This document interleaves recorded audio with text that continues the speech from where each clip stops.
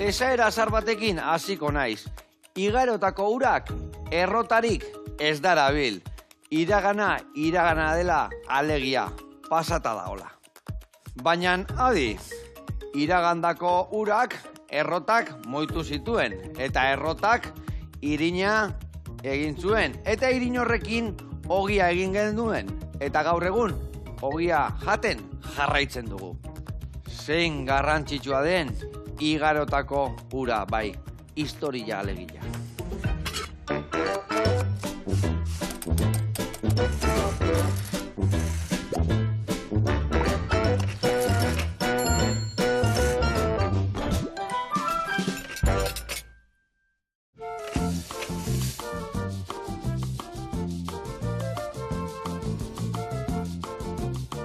Kaixo lagunak, eguerdion, eta hau paitor, eta hau paitzol. Zer modu zaudete? Ongi. Hemen ibili gea, Iragandako urak eta errota nola moitzen zituen da horren arira nola guain ogila jaten nahi gehan. Historiak, zer ikusi daka oantxe bertan, eta gerokoan, bai, ezta? Etorkizunekin ere zalantzari gabe. Jakin behar dugulako nundi gato zen, zer garen, eta nola guazen. Eta noa guazen, ezta? Eta hori beti atzea bietu berdu ikusteko, nun gauden da noa guazen, zalde zuen bezala. Eta zerra izate aztertzen zehazki, bazakit, 1926ko gerran horra izatela gauzak aztertzen, zer da zehazki tena izatena? Bueno, justo ointxe aigera ikertzen, gerra hasiera hortan, hemendik kanpo, bai nazio artetik etorri ziren, pertsona edo borrokalari hoien, pixkat gizarteratzea, ikerketa hori burutzen, hemengo gerran ere, beti aipatu izan diguten, anaien arteko gerra hortan ere, badakigulako ere, kanpotik ere, etorri zirela ona burrukan, eta pixkat horiek, antzuran erorita zeuden horiek, pintzat, lehenengo lerro hortara ekarri nahi izatea, ez? Azpimarratu behar da, atzerritarrak zirela denak, ikerketa hortan ari gara, begiratzen, aztertzen, hori da, atzerritarra zeintzut ziren, beti izan direlako... Ez urdina, baizik eta gorri jaila ontze torri zirenak. Baina ahaztuena, orain arte beti zentratu izan gara, euskal gudarietan, milizanioetan, borrokalarietan, baino, badaudeak kanputikan, etorri ziren atzerritar batzuk ere borrokara, eta bat baino gehiago ziren.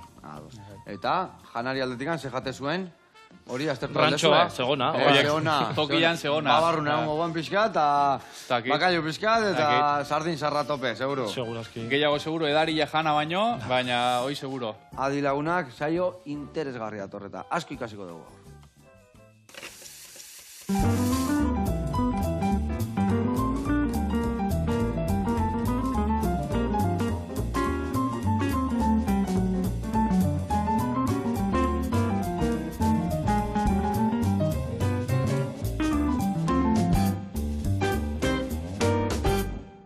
Bueno, lagunak eta bikote, garatuko izuet pausuz, nundik nobiliko behan errez da egiteko garaian, bale? Esan dituzueten bezala, ate bularra dakau hemen, ezautzean bezala magreta, ez da, infamatua. Eta honek koipe asko daka, ordu ningo diuna da, koipe pixka kendu, koipe hori zutan jarriko deu, gio kendu, eta koipe hortan gero ingo deu prejitu. Nola prejituko deu? Puixketan moztuko ditugu, gatza eta piperra botako jau, irinetik pasako deu horretetikan, eta hugo saltzeko. Eta hemen niko deuna da, hauek txikituko ditugu horrela pixkat, ez deu zuzenian bertatik pasako, golpetxo bat bezala emango jau, pixkat txikituko ditugu horrela, eta hau izangoa, panko bat bezala, hola, ogixetu kurruzkari bat, gainak goxo puntuakin, eta gero ingo deuna da prejitu, eta saltxa berezi batean sartu. Saltxa iteko, hemen dakat. Gurinetan goxatuko ditugu albertxikuak, ezurrak enduko jau, aragila puxketetanin, berta botako dugu limoian zukua, baitare estilla, soja eta txile pixkat, pipermin pixkat. Hau ez bakazu pipermina sartu etxekoa eta balekua da. Gio oingo deuna da murrizten utzi, ikusiko dugu puxketa galin bazkado iragatzi, baina ez detuzte, hola, albertxiko puxketak indak gelditukoa, behin prejitutakoan bertan sartuko ditugu, eta gero platera eratzeko garaian, jarri platerian, eta saltxa horire gainetik botako dugu. Eta lagungarri jarriko dugu guacamole antzeko, guacamole bat, bueno, nazketa bat, aguakatiakin, tipulina, piperra, txiliare bai, baratzuria ospina, olio martorri gatza, dena naztuko dugu labanakin moztuta eta gero igual sardezkakin pixka zanpatu, eta hori platerian lagungarri jarriko dugu. Ados? Venga, hau esan da lanian jarri behar geha. Bitako batek hauek garbitu eta daude, zuritu eta ezurrak endu. Bale, zurituko diazu bat, behintzat ikusteko. Erra, behitu, A ber, nola inbar da? Erditik amoster. Erditik, bale, osondo. Aguakatia gain bezala, txak, giratzen dek, eta hemen, eukitzi txorten hau, tak, hortik eusteiok, eta kendu iten dek. Eta gero, laukitxotan iten dek. Ez zio kendu behar azalik, ez? Ez, azala eta guzti jarriko. Fin-fina daka gaina hauen berri hauek azala. Venga, hau aitzolenak. Hor daka zure labanak, bale, Aitor? Osondo, primero. Bale, eta bestalde, ni hau puzkatetan iten jungo naiz, babetu zu guakamole historianekin jungo zea, bale? Hemen jarriko izut bola, eta hemen inbergenean dan aldezun txikina, eta berta botatzen jun, bale? Zure kontu. Beitu, nik ingo zutena dago garbituta jarri hor ja. Eta aldi berian mingaina eman berdi hau, bale? Hortako arazoik ez, ezta? Ondo.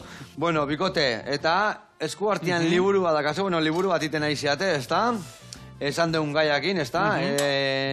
1986ko internazionalistekin, ezta? Hori da. Eta nola dijo alibururi, ze fasetan zoazte, zen falta zeio labetik ateatzeko?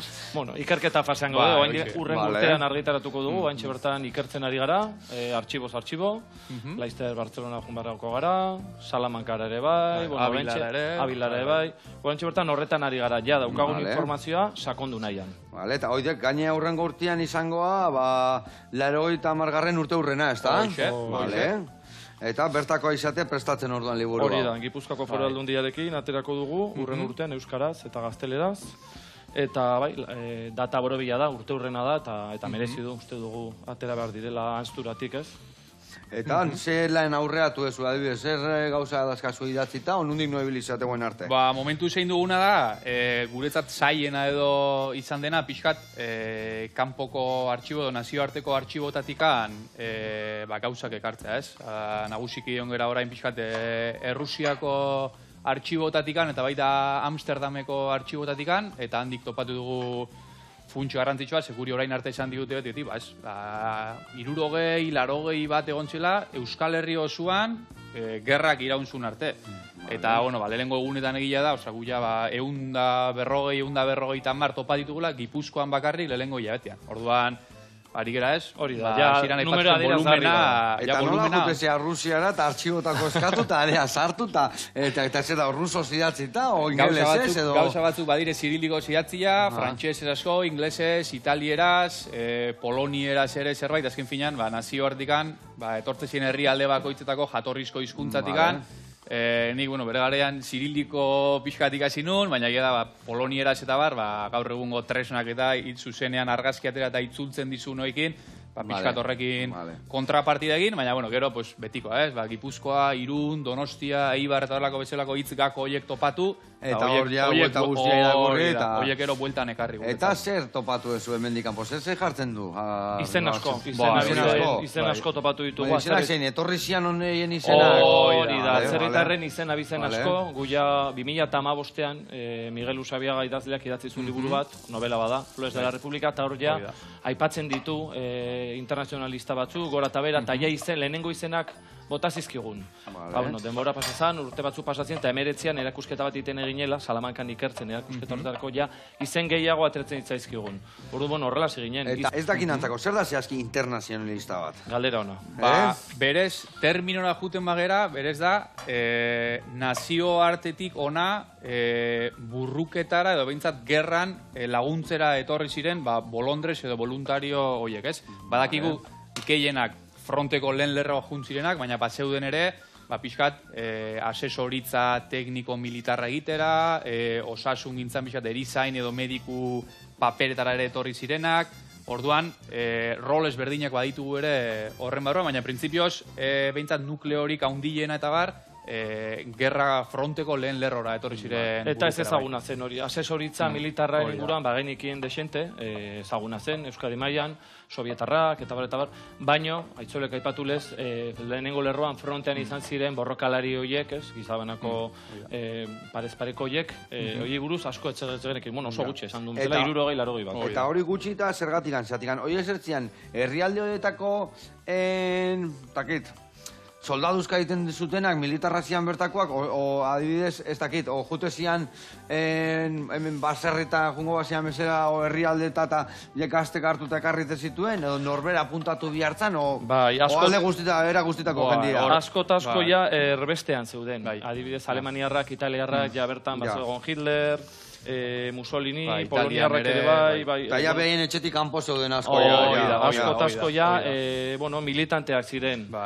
Direla alderdi komunista, edo alderdi sozialistak, edo asko ja, kanpo, ja, prestatuta zeuden, edo gutxienez mentalki, eta asko ere bai soldauzka egindako gainera. Batek lehenengo gerraten mundialean ere parte hartuko. Frantziako pare bat kaso, lehenengo mundu gerran ere borrokan arituta, bertako frontetan. Jende profesionala zen, edo adituak zian, edo bai eta ez? Egia da, logikak adierazten digu, gerra batera, normalan esperientziako gauza bat izango bali dizela, baina nik uste dut hor, gaztetasuna eta gaztetasunaren kutsu ez dakit ez, irautzaile edo behintzat politika gintzan, lagin gehiena ere, egiten badugu, gazteak dire, 22, 24 urte, aurretik ja, politikan, eskerreko mugimendutan eta aritutakoak, orduan, badaukagu behintzat, muestreo hori, baina gero ere badauzkagu ere, kontrapartida bezala, badaukagu ere, hemen Hernanin aritutako Jane Benepul eta 50 urteekin onera etorri zela borrukan. Baina orokorrean ziren gazteak, disiplina handiko jendea, prestua, politikoki ja jantzia, eta etorri zirenak onea,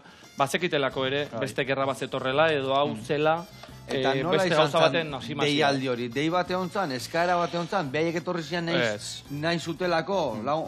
Beraiek etorri zen azken finean, aipatu dugun bezala, Europan bai naziekin eta Italiekin fascismo edo nazismoaren gorakada horrekin ikusten zuten zertzegon pixkat munduan, eta beraiek ona etorri ziren pixkat fascismo hori garaitzera edo behintzat errepublikaren alde defentsa hori egitera. Eta tokian gainera, esaten zuten edo ez da nahikoa diru bilketa edo ez nahi dugu, bertara joan, lehenengo lerrora. Hori da. Benetako borrokalaria zian. Bai. Hortan arrazoi. Eta zezan behar nizun, alde guztitatik etorri zian, nundarrak zian gehiena? Nukleo gehiena Europatik etorria. Nundik? Italia, Alemania, Frantzia, Belgika, Polonia, Austria, Suitza, Ukrainiako baten bat, baina bai, pixkat horrela... Zenbat etorri zian? Zenbat? 36ko gerran kalkulatzen da, nazioarteko brigadetan, ez dakit azkenekotan, baina 30.000-tik gora. Baina Espainiar estatu mailan, Estatu mailan, Euskadin nik uste dut, guk Gipuzkoan 150 inguru identifikatu baitugu, badakigu gero, asesore sovietikoak, mexikarrak eta bertu zela, 200 gora hemen ziur egon zirela. Bada lagin potente bat, bere garen zuten bakan batzuk ziren, baina ez, volumen nagusi bat eta segira hitz egiten ja. Etortzen ziren antolatuta, alegia taldetan, talde txikitan. 6, 8, 4, 10, rolako taldetan etortzen ziren antolatuta ja. Askotan, badakigu kasuen bat, armak ekarri zituzten, metraidora ekarri zituzten, botikak ere bai, eta ja, abuzturako, gerrasi eta 10-15 egun pasata ja, bazeuden ja, lehenengoak hemen hortaz. Ikusten dugu oso prestu etorri zirela, oso bizkor, trenean etortzen ziren, Joseba. Bai, trenean etortzen ziren? Bai. Claro, porque sasoi horietan, trena, o egazkin etzenean etorriko, seguro? Hor, zentralizatzen zuten egia da, bai bi bide nagusi, bata Figueresatik, Katalunia aldetik, eta bestea Paris, Bordele, eta gero Endaiarako bide, azken finan trenbideak markatzen zuen gaur egungo ere bide berdina, eta hortik Endaiatikan, lehengoak abuztu hasieran izin Irunera pasatzen ja. Eta hemengoak basekien bazetoztela, baseun norbait behaien zai, gutunen bat jasota zion, ez dakit, arrera ite zioten? Bai, arrera sare moduko bat zegoen, Frente Popularra, gareko Frente Popularrak arrera egiten ziren, Endaian adibidez, Endaian jaisten zirenean tren estazioan, tren geltokian, Frente Popularreko jendea, beraien zai zegoen, hartzen zituzten, eta pasatzen zuten nazioarteko zubia, eta zuzenean frontera goten ziren. Ez dezagunaztu frontea Irunen zegola, hortxe bertan, Behobian. Hortaz zuzenean, beraiek eta ekartzen zituzten gauzak, metraiadoreak edo medikamentuak. Eta ez zioten gelditzen metraiadoreak, kendu zizkioen, etzen kontrola edo? Ekartzen zuten maletan dena desmontatu. Nahiko kurioso ekartzen zuten, mitzat, deigarria ez izateko, orduan bintzat, desmontatu eta adidez, medikamenduak eta botika normal bezala maletan, baina armak behintzat bai desmontatuta ekartzen. Gongo zan estraperluan, hori irugunan beti ondo, bai, zerbait historiko gara izan da, eta bai. Ezaztu militantea zirela, prestatuta zeudela, eta, por cierto, Joseba, ondo noa, oze nola dau? Ezin jobe, aizko entrenatzen egon naiz, Beitu, hemen gurinak jarriat, eta hor txikitutakoa, bertara botakoek, eta goxatzen jarriko deu. Nahiko honekin hortaz? Eta bai, earkigua hemen. Txiki-txikin, hau garbitzea botako deu, eta ingo deuna da, lehendabiziko reportaia ikustea jungo gea, bale? Bale, ondo. Ba, zehazki jungo gea danako, Irunen da hola, eta ikusiko zuen zer nolako pintxuak itei guen. Eta gaur indigure bai, pintxu bat, hola, txapelak entzekoa. Oazen ikastea.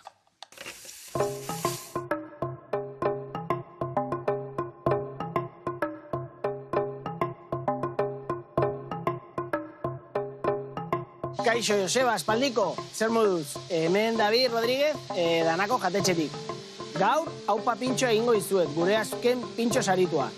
Eta beste baterako, Joseba, bakizu, hurbildu onera danakora gure pintxoak probatzera. Bueno, hemen gaude gure pintxo egiteko prest, haupa pintxoa, aurten pixkat gehiago liatu gea eta itxasmendiko pintxo bat egin dugu. Azkenean emaitza ona izan da, Euskal Herriko pintxo txapelketan irudiaren saria erabazi dugu, eta oso pozik gaude berarekin. Gure pintxo haupa egiteko bi osagai nagusi ditugu, txerri belarria eta lupina. Txerri belarria prestatzeko, barazki batzuk, tomate saltxa, urde azpiko pixkat erabiliko dugu, eta lupina marinatzeko gatza azukria eta zitriko batzuk eta kardamomo semillaren puntxu batekin. Bi osagai nagusi hauek elkartzeko, etxean egindako brioche bat dakagu, esne brioche bat, eta justo barruan sartuko ditugu osagai guztiak. Bueno, errezeta hau hasteko lehendabiziko egingo duguna da eskama guztiak kendu, bi xerretan aterako dugu, eta xerra horiek sartuko ditugu nasketa batean azukria eta gatza, kopuru berdinean. Eta gatz eta azukri horreri botako dioguna da laranja eta limasko raiadura asko, zitriko puntu hori emateko. Eta gero baita, kardamomo semillak pipak bezala irekitzen die, eta gero piper hautsaren molinillo batean sartzen dugu, pixka raskatu, eta nasketa horrekin guztia lupina hor sartuko dugu ordu batean. Itxasmendi pintxo bat inoiz ez genuen egin, eta hor animatu ginen. Nola zeuden bi produkto eta gure etxeko bi izarrak beti esan ditugu direla gure amak, Naiara nire emaztearen ama Pakita eta nire ama Aurora, orduan beraien izenekin jolastu egin dugu pintxoaren izena jartzeko. Aurora eta Pakita, orduan haupa. Jentea pentsatzen zuen pintxoaren izena beste alde batetik etortzen zela, baina azkenean gu beti izenekin beti jolastu dugu asko eta oso izen polita gelditu da, gure bi amai dedikatua eta oso pozik gaude emaitzakin. Jarraituko dugu, egingo duguna da txerri belarria egosi. Urdai azpiko pixka xetua, piper txorizeroa baita txikitu egingo dugu, eta guzti horiekin farsa txiki bat egingo dugu. Gure pintxoaren azkeneko irudia izango direla bi sartxo egiteko, batekoa dakatela, prestatuko dugu masa oso erras bat. Egingo dugu arrautzaren txuringoa, gurina pixkat, gatza, eta gero hemen dakatuguna da hauts bat egiten duguna nire alaba txikiaren meriendak entzun diot dorito batzuk trituratzen ditugu eta horrekin gatz puntu hori lortuko dugu. Masa dakagunen egina, baditugu molde berezi batzuk izar formarekin, hor sartuko dugu moldetan eta gero bukatuko ditugu labea. Azkenean jendea danako beti erlazionatzen du pintxoen historioakin, jendea beti etortzen da, lehendabizi bazkaldu baino lehen pintxoren bat dastatzea. Pintxo bat bukatzeko eta borobiltzeko buelta asko ematen diogu, Gainera ni eta nire emaztea oso exigentea gea, eta buelta asko ematen diogu pintxoa grabatzeko. Orain normalean ditugun pintxo ezagunenak Aitona eta Beltza beti ditugu tabernan eta horiek etortzen basea danakora probatu behar dituzu. Baita oso pintxo berezia izan zen Lady Cherry, 2012an Gipuzkoako pintxo txapelketan irabazi genunan, oso berezia zen baita. Pintxoa montatzeko, lehendabizikoa briotxa pixkat epelduko dugu labean, zati pintxoa da erdi hotz, erdi beroa, gero belarriaren gizo horrekin beteko dugu, gainetik maionesa pixkat jarriko diogu, eskabitxezko maionesa puntxo batzuk, mostaza puntxo batzuk, eta gero lupina, gainean jarriko diogu limasko kabiar perla batzuk egin ditugunak etxean, 3 puntxu pikante, pixkat bixia emateko pintxoari, eta azkenean 2 izarroiek. Eta gero oso soporte berezi batean baita ere jarriko dugu, zati azkenean pintxo hau, presentazioa polita izan behar da, eta beti zaintzen ditugu detalde guztiak. Bueno, Joseba, hemen haupa pintxoakin gelitzen naiz, eta badakizute, etorri danakora gure pintxoak dastatzera nahi zutenean, eta beste bat arte. Agur! Gora danako, haupa David, eta eharra pintxua, Galanta. Galanta. Txula eharra, binta. Hortik anibilita altzaudete. Bai, niri tokatzen zait, gertu tokatzen zait, osake niri bai, ni egona naiz, baina hori probatu ez, baina... Urrena bakila zeskatu. Eta gure jumelko dituk, ez da? Bai, zamatzek gabe. Bezarka da hondi bat, eta urrenare zaiongo dituk hemen ikasteko. Bueno, gurian jarraitzeko hemen, dazkau, albertxikoak martxan gurinakin, eta Aitor, nola iaizia zen errezeta honekin, honekin jarraituko, Bale? Ingo jaunadek, beizak, hemen zekat, zuko ateatzeko. Osondo. Baina lehen da bizi pixkat birrindura ateako jok, azala pixkat, bale? Eta azala ateatzeko, hemen zekat, limatxo bat, pixkat azala kentzen dek. Eta gero azalan bat deiak, bueno, hemen txe utzi, eta gero nila banakin botako jatonea. Eta gero zukuare bai atea. Oiek, tipulina dana honea botaek. Eta guain, martorriakin jarraitu. Txile horietako batekin uste. Batekin nahi, bai. Izante salia zeate? Ni pixka bai. Bi jarri txikitxin. Gero batzu jare bai bota berdio eta potente ateakoek, Kontxerrik itxarraka, gauzak aurreatzen. Eta nik jungo naizena da, betu hemen, Koipia nola askatu iguen, eta gero hemen txeprejituko dero. Ondo. Sumatzen da, Ata usai bat, kistona. Bueno, jungo naiz hemen, bai arrautzak irabiatzen, bestean aprestatzen, eta aldi berian mingaina ematen jun berde berrez, Bai, egurra. Bueno, bikote, eta hor, emakumeik etorri altzan. Badugu kasu bat bakarra dokumentatua dela Esther Silverberg, estoutxa ez izena, dobentzat estoutxa bezala deitzen ziotena, jatorri... Estoutxa, zerta... Estoutxa. Estercita moduko bat. Estertxo edo... Ester minimi, bale. Hori da. Poloniarra zen bera, judutarra eta baita komunista ere, eta hogeita gutxirekin ona etortzen zena beste, bera orduan Belgikan zegoen ja erbestean, eta bere behatzikide gehiagokin. 8 militar, bera erizain gisa, eta bere laguntzaile Abraham Gostinski ere erizain bezala. Bere laguntzaile judutarra, poloniarra bera bezalakoa, bereek ikasten ari ziren Belgikan, medikuntza ikasten ari zirela, 36ko gerra hasi zen, eta voluntario gisa, beraiek behatza altxazuten, eta esan zuten, gu ere joango gara, baina botikekin, beraiek joan ziren bizitzak salbatzera. Hoi da. Ona. Momentuz dakigula emakume bakarra. Dokumentatuta. Segurazki gehiago ziren, baina momentuz dokumentatuta, heldu ziren egunetik bertatik, heldu ziren abuztuaren 8an, hasieratik ja badaukagu ja informazioa, beraiei buruz, aritu gara ikasten. Eta zenbat demora gehatu zian hemen?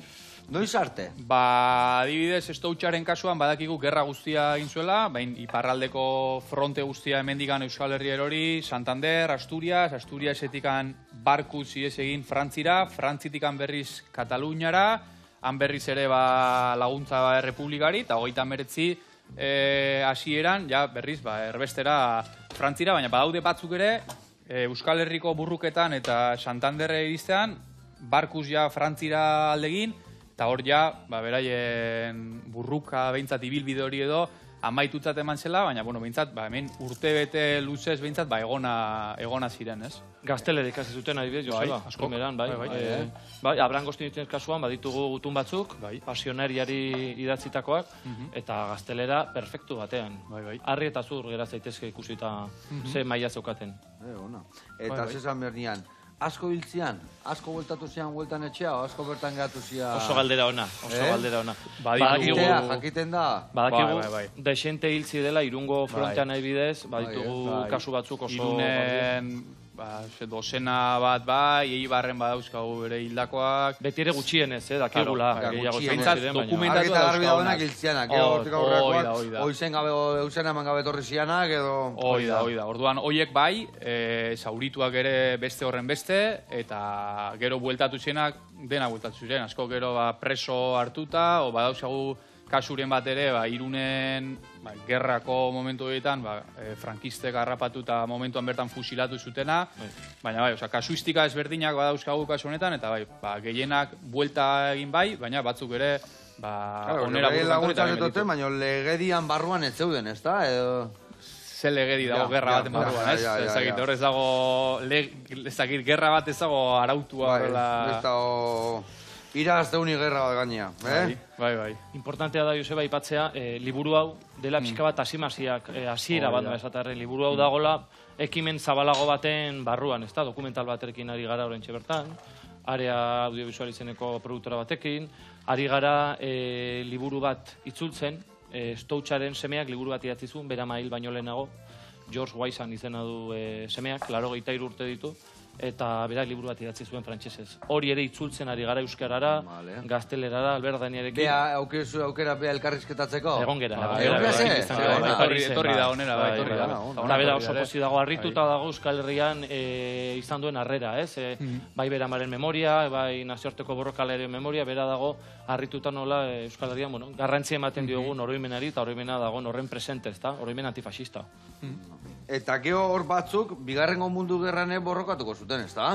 Bai, noski hor bauzkagu, Stoutxa ipatu dugun kasua bezala, bera gero hor erresistentzian ere ibili zela, gero atxilatu, egon zen nazien konzentrazio, esterminio esparru batean ere, erresistentzian ere hemendik esperientzia militar hori jasotako makina bat egon zirenan ere bertan, baina bai, jendeak konpromesu edo behintzat militantzia burruka hori baliatu zuen hemengo esperientzia gero bigarren mundu gerran ere, beraien idealen defentsan edo, burruka hori ere jarraitzeko.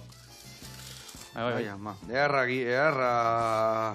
Kontaturek zaila da kontatzean momentua gogorrak izango zean, Oso sasoi gogorrak izan ziren beraientzat, eta gaur egun ere ikertzea, aztertzea, xetasun asko ateratzen nahi dira, ez? Nola hitziren zuk aipatu duzun, galdetu duzun, atzerritarroi batzuk hil ziren, badaukagu 3 troskisten kasua adibidez, 3 troskista nola etorri ziren ona, Belgiakarrak, nola beraiek gutunak idazten zizkieten egunero beraien kidei Belgikara, kideek daukatelako aldizkari bat, Spartacus izenekoa, eta oso potentea da, esaten dutena. Beraien errelatoa, bi egunetik behin, bialtzuten gutun bat, ara Belgikara, eta kontatzen zuten 3 etorri ziren, eta azkeneko eguna Irunen, bata zauritua, bestea kontatzen duten nola justo obus batek harrapatzen du, lertzen du, eta beraien laguna desagertu egiten da, bere gorputza txikitu egiten da, eta bestea pixkat ateratzen dela bere gerran epopeia horretik, eta esaten du ez, gerraren krudeltasun hori ere bizitu zuela lehen pertsonan, ez da, pentsat gutun horiek eta barreskuratzea, da oso motiboa, sartzen zaizu gerra paper horretan, iaia bizitu izan bazenu bezala. Ela letxek, nola pasadia moen dela eragoita marrute, guandikan hemen geratu dian astarnak, eta beste leku batutan gaur egun guantxe bertan nola ideala, Bai. Tamalez, bai. Eta, ni pentsatzen dut hor artxibotan behitu eta behitu gauza bitxia topatuko zen dituztela, ez da? Ezatera, segertatu ban hemen, gauza asko, esaten dugu zela, dokumentazioan, fitxak, gerra parteak eta baina, bitxitasun edo, bai topatu genuen hemen, Gipuzkoan burruketan ari ziren, bat zen italiarra, ez bana oker, bat atelatzi italiarra, eta bertza ez dakit frantsesatzen edo, eta, deitzen zituzten indisiplinatuak edo bezala, ditu zuten kronika bat horri batekoa pasarte guztian, ziren mozkorrutx batzuk, detik jute ziren alkohol botila batekin, eta beraiei ausardia alkoholak ematen ziela, eta alkoholaren behar hori edo basutela, eta bai deigarria egiten da dokumentu batean horrela jasota, eta gainera señalatzen zuten, indisiplinado... Eta deigarria bai batez zen, nazioarteko borrokalei hauek oso disiplinatua zirelako, hori aipatzen dute, entrevistatu ditugu, endela urte batzuk, hemen bizitzago, gudariak, hemengo gudariak euskal dut, eta bereik aipatzen duten, hemen ona etorritako atzerritarrak disiplina handia zeukatela, konparatuta hemengo jendeakin, zidela ia persona prestuak, eta hori, atentzioa ditzen du ez, batean olako dokumentu batean azaltzea mozkor batzu zirela. Ordu neba zeuden orduan, guain neba, eta lehen eta egongo dire. Bai. Eta, azkenian, artxiboetan, adibidez, zer da hola gauzaikan gogorrena topatu dezuena edo gauza alaiak ebai. Hori adibidez celebria, baina gauza alaiak ebai. Ez dakit bikotekin gozian, familiekin gozian, gauzak... Bueno, adibidez, Abraham Gostinski, pentsatzen genuen hili zegola, Irunen hil zutera, hiltzat ematen zuten. Eta, topatu ditugu dokumentu batzuk, ez da itzol? Justo orain arte, ordu arteko historiografiak edo indako ikerketak esaten zuten Irungo burruketan hiltzela, baina hori Errusiako artxibotatik eratorritako dokumentuak esan digute, berak Irunera izen batekin etorri zela, eta Irundik Donostik eta hortik aurrako periploa, bere gerra ez izen edo beste izen batekin, eta hor, Da hor galdutat eman zuten. Hori da, eta hor, ingo zuten, Gostinskirik ez dago, igual gerran hila. Eta hor, topatu genuen, Pierre Martel ez izena jarri zion bere buruari, eta gerra ibilbidea egin zuen bedak igutze, hori, horretik aipatu bezala pasionariari gutunak, dauzkagu bere gerra kontakizunak, nun ibili zen, nun ez... Eta hori, supuestamente bere hilketa eta geroko gutunak. Hori da, 1940 arte bere pista badaukagu. Oso adierazgarria eta oso polita da nola gutunetako batean, bere burua aurkezten duen, hasieran, yo soy uno de los combatientes de Euskadi. Inez Euskadiko borrokalarietako bat, ez? Horre ja sartzen du gure borrokalarien artean, ez? Borrokalari antifasisten artean. Oso adierazgarria da. Horregatik berreskatu berritugu. Egia da bertak... Limoia honea botaiak. Baina ez dugu zer gertatzen.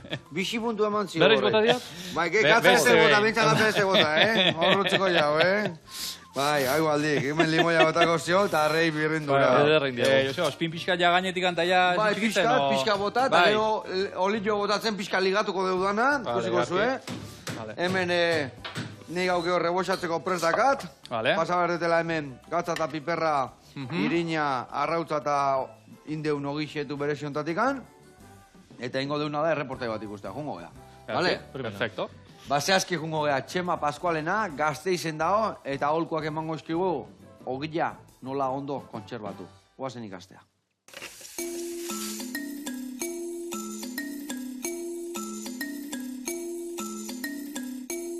Kaixo lagunak, zer moduz? Kaixo Joseba. Bueno, hemen nago, Artepanen, Gasteiztikan, Txema dut izena, eta galdera bat dut zuentzako. Nola konserbatzen duzue, egiten duzuen edo erosten duzuen ogia?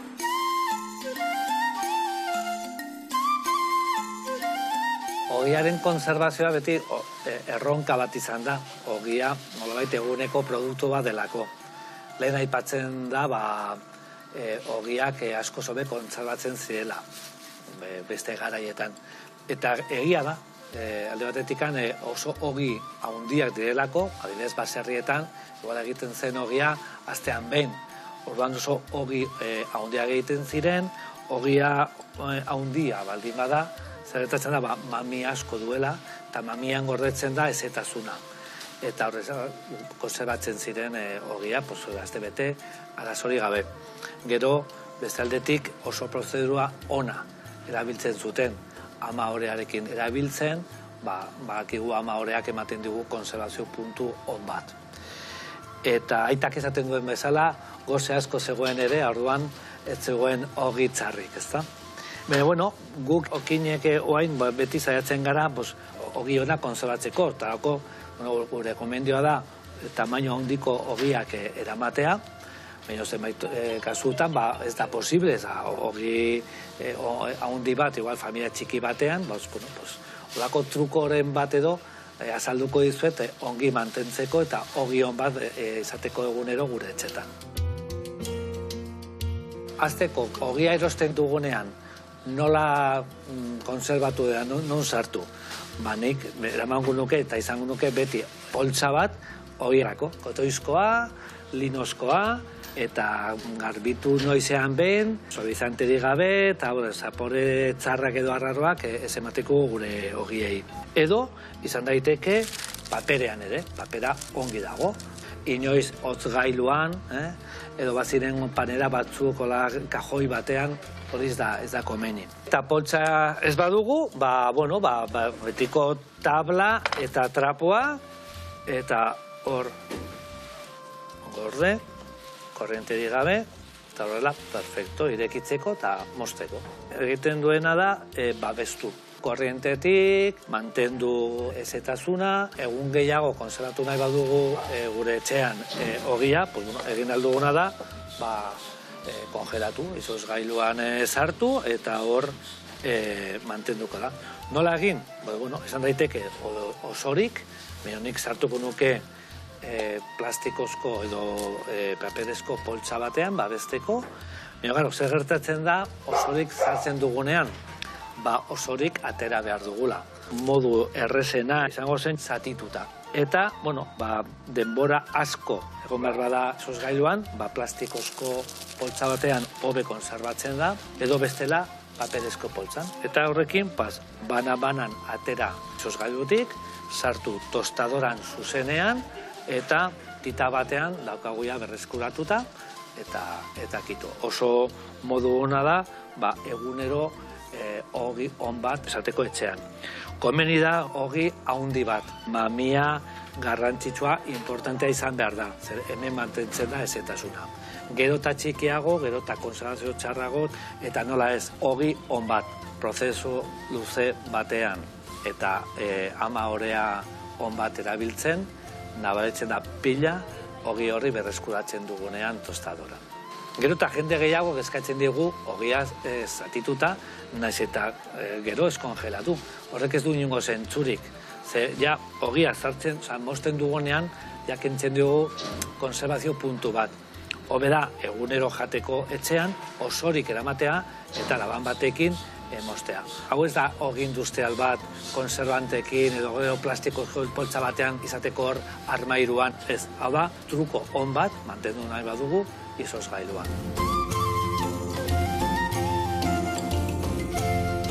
Bueno, lagunak, gomendio hauekin, espero dut zuen etxetan, ogi on batetaz disfrutatzea.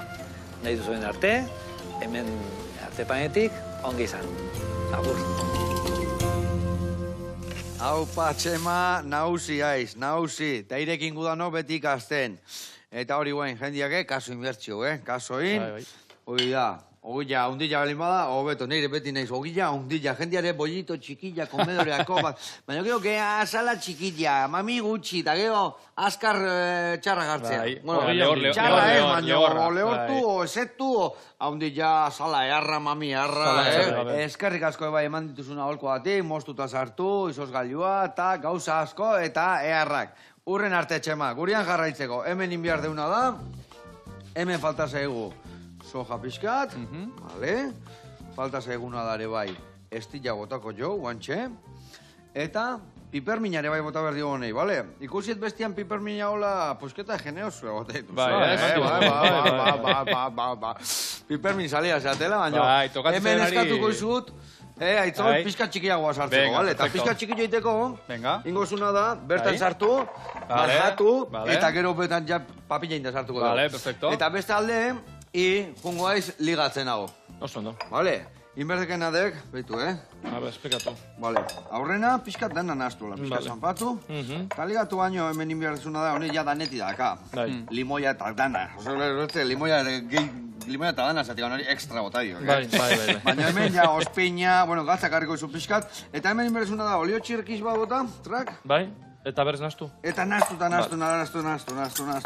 eta beste txirra, eta berriro, vale? Earki. Venga, oire kontu, hemen estia botazio eta erre, baino lehenu moitu noiat, eta ni bani joa hemen magreta pregetu, eta bertan jartzea.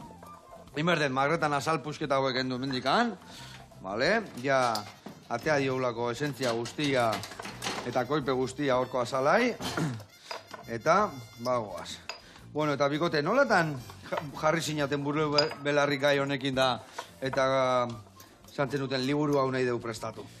Bueno, ja, azkeneko urteetatikan, ja, bagera, ja, zazpi, sortzi urte ezagutu geneetikan. Pandemia baino lehenago. Bai, eta orduan ja lehenengo proiektu bat genuen ere Aldundiarekin, Koldo Michelenan hor, ja, erakusketa bat genuen, gerra Gipuzkoan jasotzen zuena. Hortik aurrera urrengoa Usurbilen ez banago okerrez? Hori da. Hor ere proiektu bat genuen oroimen historikoa sustatzeko herrian, bertako herriko jendearekin, 4 urteko proiektu bat, legealdi proiektu bat. Hori da. Eta gero hortik atorria izan zen pixkat gaur egun duguna, bere garen jute ginen Salamankara eta beste artxibotara jundan, gaur internazionalista bat, eta ostia, gaur beste bat, eta beste bat, igualea dozena bat eukita, ostras. Igual honek ere merezi duze, da guretzat hain ez ezaguna, eta ez da deus egin, eta... igual badauka hor pixkatez, abagune bat edo, behintzat horri hartu, eta aurrera jarraitzeko. Bai, egin genion. Guri launtza torre zian nahi, ez da? Bai. Oso ez ezaguna zelako, oso gutxi genekien, eta... Bueno, beste leku batzuetan oso famatu dira, Bartzelonan, eta hor, baina hemen ez genekin ezer. Hortaz, bueno, merezizuela iruten zegoen, eta behar genula, nola bezala. Gure historiaren parte ere badirelako, zalantzari gabe, eta omenaldi moduko bat ere egitea, merezituten. Eta bai egia beste leku batzutan gu baino, bueno, jendiak presio gehiago dakaela, Bai, Nik uste dut daietz, ez da egita itzolek gauza berretxatuko duen, baina adibidez Bartzelonan ikerketa franko egina daude, egia da ere, askoz ere presentzia handiagoa izan zutela. Egia da, gure era etorritakoak ez zirela, edo ez ditugula guk brigadista gisa konsideratzen, oraindik nazioarteko brigadak ez zeudelako osatuta. Hortaz, deitzen ditugu voluntarioak, nazioarteko voluntarioak, internazionalistak. Protobrigadak, edo, dena delariko, baina aurretiazko zerbait, lehen hoiei behintzat garrantzia emateko. Ondo. Nola zoazte horrekin? Txiki eina, behintzat. Txiki Hau primeran. Ondo. Hau primeran, bai.